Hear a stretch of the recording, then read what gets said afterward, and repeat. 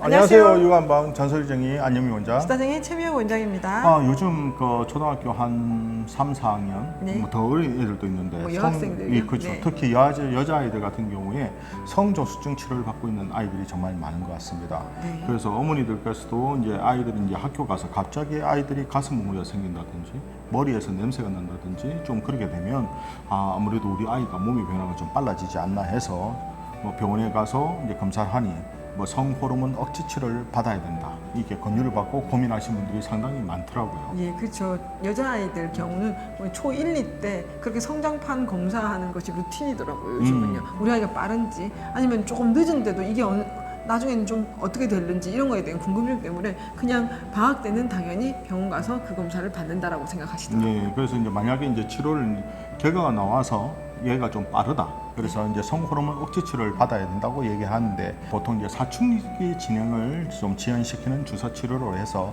성호르몬 억제 치료라고 합니다. 네. 이게 아무래도 이제 성호르몬 분비를 일시적으로 억제해서 성장판이 너무 빨리 닫히게 되면 아마 체중 키가 적을 수 있기 때문에 네. 그걸 좀 막고 체중 키가 더 클 수 있도록 지켜주는 목적을 하게 되죠. 네. 그래서 보통 저희가 보니까 한 4주에 한 번씩 침을 이게 주사를 가서 병원 가서 맞고 오시더라고요. 네.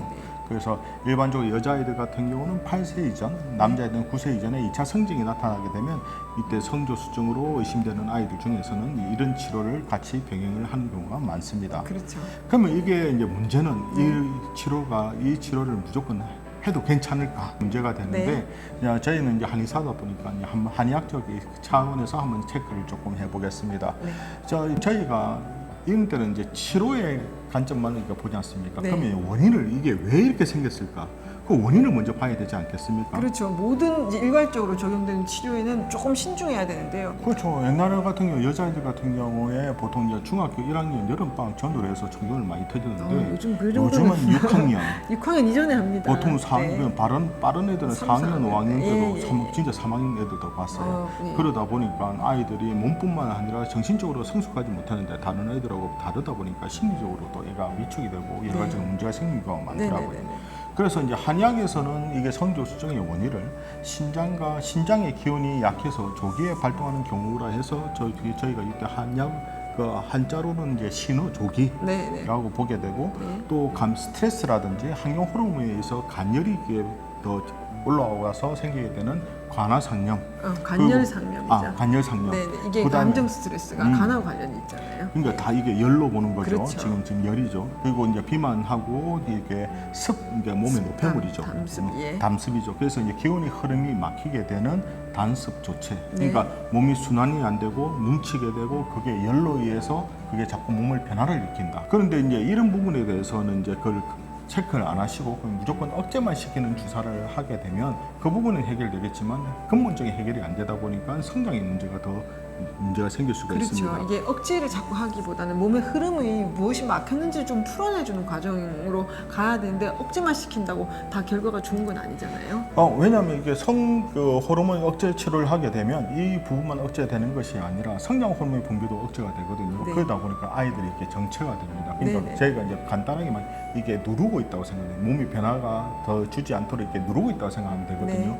이제 병원에서는 아이가 성장이 조금 미리 좀 커서 뭐 다른 애들보다 한 10cm, 15cm 큰 아이들 같은 경우는 상관없는데 키가 다른 또래보다 좀 작다든지 아니면 또래하고 비슷하게 되면 그 시기 동안은 분명히 키가 안 크기 때문에 문제가 되기 때문에 거기다가 성장 호르몬 치료를 같이 이제 권하는 경우가 많거든요. 이제 아이가 빠른데 호르몬은 빠른데 아이가 좀 작을 경우가 사실 제일 큰 문제잖아요. 빠른데 우리 아이가 커요. 그러면 어차피 체중 키가 적지 않을 수도 있는데 우리 아이는 성호르몬은 빠른데 성장은 안 되고 있고 키는 작고 그런 경우가 지금 성호르몬을 누르면 이 성장이 같이 올라와야 되는데 그렇지 않고 같이 좀 정체되는 정체가 되죠. 거죠. 그러다 보니까 큰 아이가 자꾸 이제 다른 아이들하고 따라잡힌다든지 네. 비슷한 키가 나중에 보게 되면 키가 차이가 났는데 그게 이제 아이들이 이제 5학년이나 6학년 되면 다시 그거를 이제 치료를 중지하게 되면 또 몸의 변화가 바로 생기게 되거든요. 네. 그때 키가 너무 차이가 나버리게 되면 나중에 체중 키를 따라가지 못한단 말이에요. 예. 그래서 저희가 봤을 때는 그 치료를 한다고 하더라도 저희가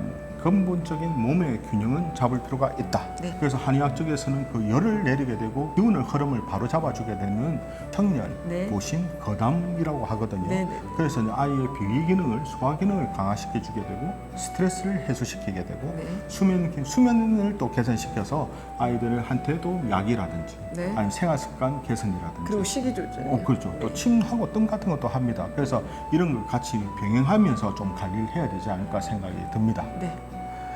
성호르몬 억제 치료가 무조건 나쁜 건 아닙니다. 아이가 상황에 따라서 필요한 거는 그거 받는 것도 괜찮다고 생각이 듭니다.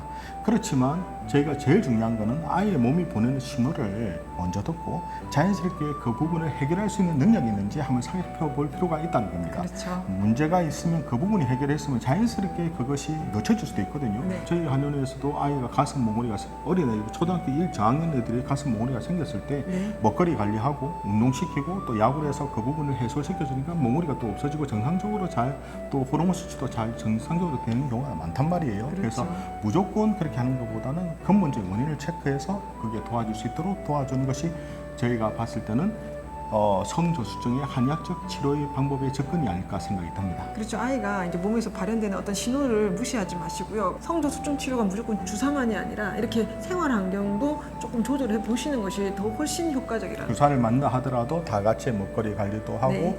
또 수면 습관도 개선시키고 운동도 시키면서 하시는 것이 더 효과적이라는 걸 한 번 더 말씀드리려고 합니다. 네. 이처럼 궁금한 이과 정보는 언제든지 댓글 달아주시면 준비해 보도록 하겠습니다. 우리 아이들을 위한 잔소리쟁이 안유미 원장, 수다쟁이 최미혁 원장이었습니다. 좋아요, 구독하기도 잊지 마시고요. 다음 영상에도 만나 뵙겠습니다. 육아는 한방.